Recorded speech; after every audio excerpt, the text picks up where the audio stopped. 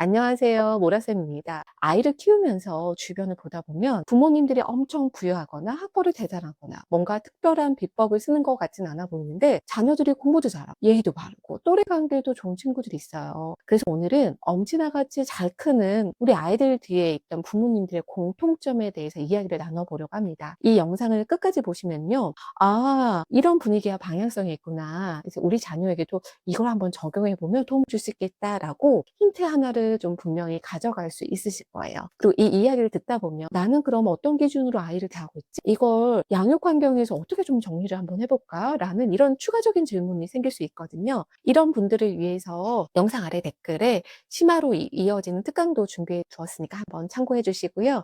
그럼 본격적으로 이야기를 한번 나눠보겠습니다. 그럼 엄지나 같이 잘 크는 아이들 뒤에 있는 부모님들의 공통점 하나씩 한번 이야기 한번 해볼까요? 첫 번째는요, 부모가 같은 편이에요. 양육의 기준이 같다라는 거예요. 사실 부모님들은 서로 다른 가정 배경에서 성장을 했어요.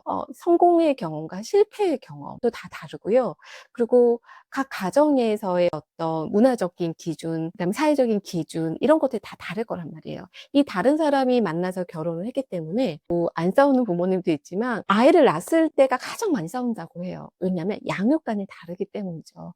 양육관을 통일하지 않고 그대로 아이를 양육하다 보면 아이들은 기준이 헷갈리기 때문에 혼란스러울 수가 있어요. 예를 들면 아이가 학교를 다녀와서 해야 할 숙제가 있어요. 또는 아이가 뭐 수학학원을 다녀야 돼요. 이런 학원 문제도 있을 수 있죠. 근데 아빠는 공부가 별로 중요하다고 생각하지 않아요. 공부가 사회적으로 나왔을 때 그게 별로 중요한 문제가 아니에요. 대학을 가도 그만 안 가도 그만이라고 생각하실 수도 있고 공부 자체가 아이 인생에 크게 중요하다고 생각하지 않은 기준을 갖고 있다고 생각을 해요.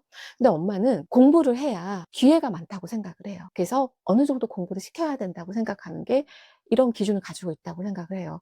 근데 그게 합의가 안 된 상태로 이루어질 때 엄마는 학교 숙제를 해. 아빠는 숙제를 하루쯤 안 할 수 있지. 공부 안 해도 돼. 공부 안 해도 잘 살아라고 얘기를 해버리면 이 기준이 어긋나게 되는 거잖아요. 이렇게 어긋나게 돼버리면 어느 한쪽의 권위가 흔들리게 돼요. 아빠의 권위가 흔들릴 수도 있고 엄마의 권위가 흔들릴 수가 있어요. 그렇게 돼버리면 아이들은 헷갈릴 수가 있는 거예요. 어떤 기준에 맞춰야 되는지도 모르게 되는 거죠.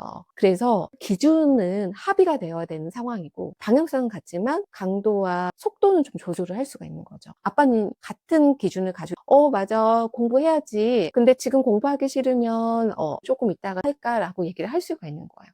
속도의 조정은 할 수 있지만 기준은 다르면 안 됩니다. 두 번째는요, 일관성이 있어야 돼요. 부모도 사람이죠. 회사에서 힘들 수도 있고 관계에서 지칠 수도 있고 하루가 너무 버거울 수도 있어요. 그래서 그 감정이 그대로 말투가 되고 표정이 되고 아이에게 쏟아지면 아이는 그걸 그대로 흡수하게 됩니다. 그래서 부모가 늘 불안하면 아이도 이유 없이 불안해지고요. 부모가 조급하면 아이도 조급해집니다. 부모의 감정에 따라 그 기준이 바뀌어질 수가 있잖아요. 그래서 일관성이 없어질 수가 있어요. 일관성이 없다라는 거는 아이한테 예측 가능하지 못한다는 거예요. 예측 가능하지 못하는 거는 불안도를 유발할 수가 있고 내가 언제 얼마만큼을 해야 될지를 모르는 경우가 될 수 있습니다.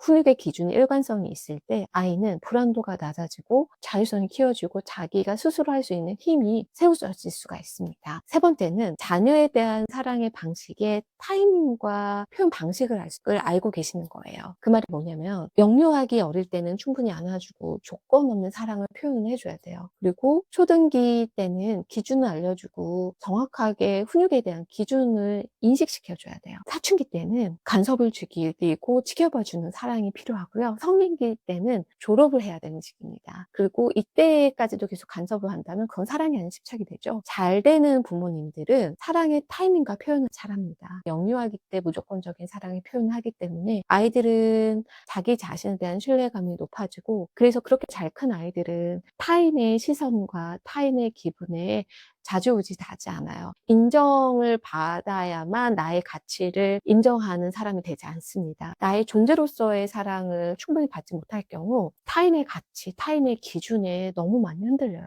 내가 타인의 인정을 받아야 나의 가치를 인정을 하는 친구가 돼버릴 수가 있어요. 그래서 그런 것들이 안 되고 또 초등기의 기준을 잘 가르쳐 주지 않는다면 사회적인 매너를 몰라요. 사회적인 관계 형성에 되게 어려움이 있습니다. 사회성을 배울 수가 없어요. 이런 기준이 명확하게 알아야 그 경계 설정 안에 자율성을 키울 수 있고 주도적으로 활동할 수가 있어요. 그게 잘 돼야 사춘기 때 사회적 기준, 도덕적 기준의 그 명확함을 알아야 그 가치에 내 기준을 덧대어서 나만의 경계선과 나만의 가치관을 만들어 갈 수 있습니다. 그렇게 해야 아이들이 제대로 성장을 할 수가 있어요. 그리고 나의 인생을 개척을 할 수가 있습니다. 네 번째는요, 자식을 믿고 내려놓을 줄 안다는 거예요. 자식은 부모의 소유물이 아니라는 거는 머리로는 알고 있어요.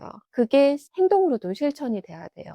영유아기 때 가만히 잘 보시면요. 뒤집는 거, 기는 거, 걷는 거 부모님들이 도와주나요? 도와주지 않죠. 지켜봐 주면서 조력만 해주고 있죠. 그 모든 건 누가 해요? 아이 스스로 하죠. 그런데 어느 순간부터 부모님들이 다 해줍니다. 다 개입을 하고 다 해주고 있죠. 그렇게 해서는 안 돼요. 아이가 할 수 있는 안전한 경계, 안전망을 해주고 그 안전망이 조금씩 확장돼 가는 거예요. 그리고 확장되고 그 안에서는 아이가 스스로 해볼 수 있는 건 해볼 수 있도록 믿어주는 거예요. 그래서 아이가 그 안에서 실수도 해보고, 관계에서 어려움도 한번 겪어보고, 그 안에서 자기 스스로 극복도 한번 해보고, 그래서 부모가 보기엔 답답한 선택을 할 수 있지만, 그것조차도 한번 믿어주는 거죠. 그렇게 했을 때 스스로 잘 살아갈 수 있는 힘이 세워질 수 있어요.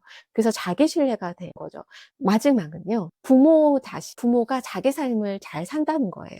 잘 되진 집의 부모님들은 자식의 성공을 자기 가치로 증명하지 않기 때문에 자기 일, 자기 회복 루틴이 있어요. 그래서 이렇게 회복을 잘하는 모습을 보여주는 집이 덜 불안하고 덜 조급해요. 그래서 아이들은 부모가 잘 사는 모습, 자기 일에 만족하면서 잘 사는 모습을 보고 힘들 때 회복하는 모습을 보면 모델링을 배우는 거예요. 오늘 이야기 한번 정리 한번 해볼게요. 잘 되는 아이들을 키운 부모들은 아이를 특별하게 만드는 것이 아니라 집을 안정적으로 공간을 만드는 사람들이에요. 기준이 있고 감정이 정리되어 있고 사랑이 시기에 맞고 결국은 믿고 놀아주는 부모예요. 오늘 영상을 보시면서 이런 생각을 드신 분들이 계실 거예요. 그럼 나의 기준이 무엇이지? 그래서 아이들을 바꾸기 전에 부모의 기준을 정리하는 우리 아이 대화법 라이브 특강을 준비했습니다. 아이 자립을 돕는 대화의 기준, 감정이 아니라 기준으로 말하는 법, 흔들리지 않는 부모의 말의 구조를 함께 정리해보는 시간이에요. 관심 있는 분들은 아래 댓글로 신청을 바로 해주세요. 우리 아이 대화법은 아이의 심리적 자립에 대한 대화법을 알려드리고 있습니다. 우리 아이가 스스로 살아가는 힘을 키워주시고 싶으신 분들은 우리 아이 대화법 구독과 좋아요를 눌러주세요. 다음 영상에 이런 상황에 이런 궁금한 건 어떻게 해야 되어요? 라는 궁금한 사항은 글로 남겨주시면 제가 다음 영상에서 또 제작을 해드릴게요. 우리 아이 대화법 다음 영상에서 또 만나요. 안녕히 계세요.